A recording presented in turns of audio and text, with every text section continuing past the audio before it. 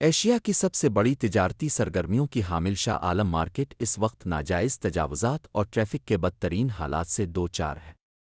صبح سے شام تک ٹریفک جام رہنے سے فضائی آلودگی میں اضافہ ہو رہا ہے۔ ایک طرف دکاندار تمام کچرا اور کوڑا کرکٹ باہر پھینک دیتے ہیں جس کو ٹھکانے لگانے کا کوئی مربوط سسٹم نہیں ہے، تو دوسری جانب انہی تاجروں اور دکانداروں نے برآمدوں کے بعد سڑک پر بھی رکاوٹیں کھڑی کر کے قبضہ جما لیا ہے۔ دکان کے باہر گاڑی کھڑی کرنے والوں کے ساتھ دکانداروں کی بدتمیزیاں معمول بن گئی ہیں۔ اس وقت صورتحال یہ ہے کہ شاہ عالم بازار میں ٹریفک اپنی مدد اب کے تحت چل رہی ہے، جبکہ واردنز ڈیوٹیوں سے غائب رہتے ہیں۔ ماضی میں 2008 اور 2013 میں اس وقت کے وزیر اعلیٰ پنجاب شہباز شریف نے متعدد بار شاہ عالم مارکیٹ میں تجاوزات کے خلاف آپریشن کروائے اور ٹریفک کی روانی کو بحال کروایا۔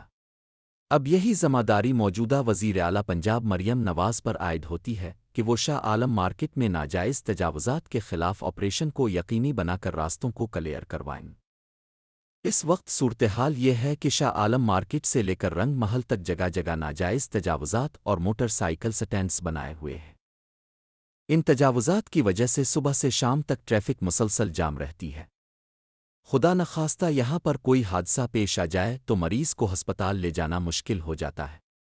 بہتر اور محفوظ سرمایہ کاری کے لیے شاہ عالم مارکیٹ کو تجاوزات سے پاک کرنا اشد ضروری ہے۔ کیمرہ مین شہزاد حسینی کے ساتھ سرفراز حسین راجہ، صحافت نیوز لاہور۔